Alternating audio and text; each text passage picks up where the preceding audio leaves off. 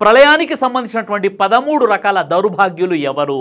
ప్రళయ దినాన అల్లా ఈ సమూహానికి చెందినటువంటి వారిని పట్టించుకోడు, అస్సలు వీరిని చూడడు, వీరిని కరుణించడు, వీరిని పరిశుద్ధులుగా చేయడు. మరి ఎవరు వారు అలాంటి దౌర్భాగ్యులు? వీరిని అస్సలు పట్టించుకోవడం జరగదు. అలాంటి లిస్టులో మనమేమైనా ఉన్నామా చెక్ చేసుకునేటువంటి ప్రయత్నం చేద్దాం. ఖురాను గ్రంథంలోని సూరే ఆలే ఇమ్రాన్ సూరా 3 ఆయత 77లో 2 రకాల దౌర్భాగ్యుల గురించి అల్లాహ్ సుబ్హానహు వ తఆలా తెలియజేశాడు. అందులో మొదటి రకం వారు ఎవరంటే కేవలం స్వల్ప ప్రాపంచిక లాభాల కోసం అల్లాహ్తో చేసినటువంటి ప్రమాణాలను, వాగ్దానాలను లెక్క చేయకుండా అమ్ముకునేవారు. ఇక అలాగే రెండవ రకం వారు ఎవరు అంటే అబద్ధపు ప్రమాణాలు చేసి తమ సరుకులను అమ్ముకునేవారు. అంతేకాకుండా ఇతరుల సొమ్ములను దౌర్జన్యంగా కబలించేవారు.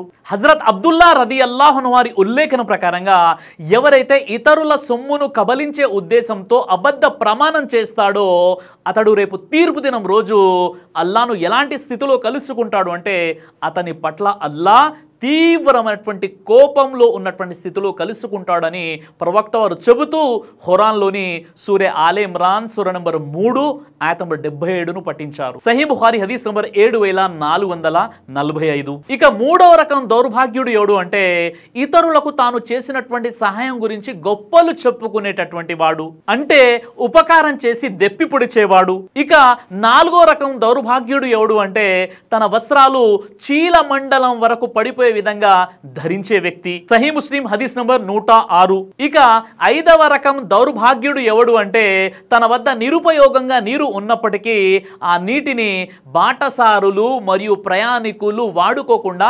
నిరోధించేవాడు. ఇక ఆరవ దౌర్భాగ్యుడు ఎవడు అంటే ప్రాపంచిక లాభాలు మరియు ప్రయోజనాల కొరకు పాలకునితో ప్రతిజ్ఞ బయత్ చేసేటటువంటి వ్యక్తి. సహీ బుఖారీ హదీస్ నంబర్ 2672. ఇక ప్రళయానికి సంబంధించినటువంటి ఏడవ రకం దౌర్భాగ్యుడు ఎవరు అంటే ముసలితనంలో వ్యభిచారం మరియు అశ్లీల పనులు చేసేటటువంటి వాడు. ఇక ఎనిమిదవ రకం వ్యక్తి అబద్ధాలు చెప్పేటటువంటి పాలకుడు. ఇక తొమ్మిదవ రకం దౌర్భాగ్యుడు ఎవడు అంటే గర్వం మరియు అహంకారంతో నిండినటువంటి పేదవాడు. సహీ ముస్లిం హదీస్ నంబర్ 107. 10వ రకం దౌర్భాగ్యుడు ఎవడు అంటే తల్లిదండ్రులకు విధేయత చూపనివాడు. 11వ రకం దౌర్భాగ్యులు ఎవరు అంటే పురుషులను అనుకరించే స్త్రీలు. ఇక 12వ రకం దౌర్భాగ్యుడు ఎవడు అంటే దయ్యూస్, తన ఆధీనంలో ఉన్నటువంటి స్త్రీలు చేసే లజ్జా విహీన కార్యాల పట్ల ఎలాంటి బాధ్యత చూపనివాడు.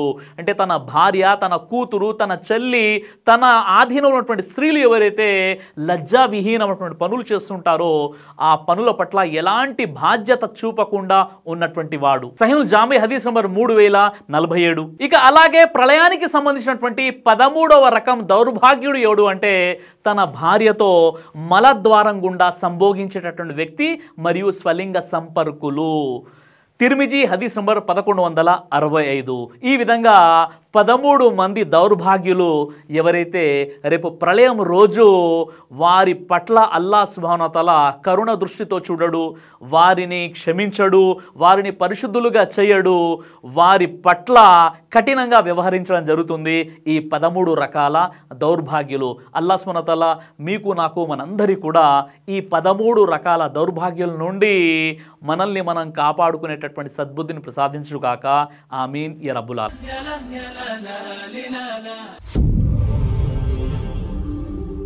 బ్రదర్ సిరాజ్ అని యూట్యూబ్ ఛానల్ని మీరు సబ్స్క్రైబ్ చేసినట్లయితే ఇన్షాల్లా దేవచిత్తం అయితే మీకు వీడియోస్ వస్తుంటాయి. అదేవిధంగా బ్రదర్ సిరాజ్ అనేటటువంటి ఫేస్బుక్ని కూడా లైక్ చేయడం వల్ల మీకు వీడియోస్ వస్తుంటాయి.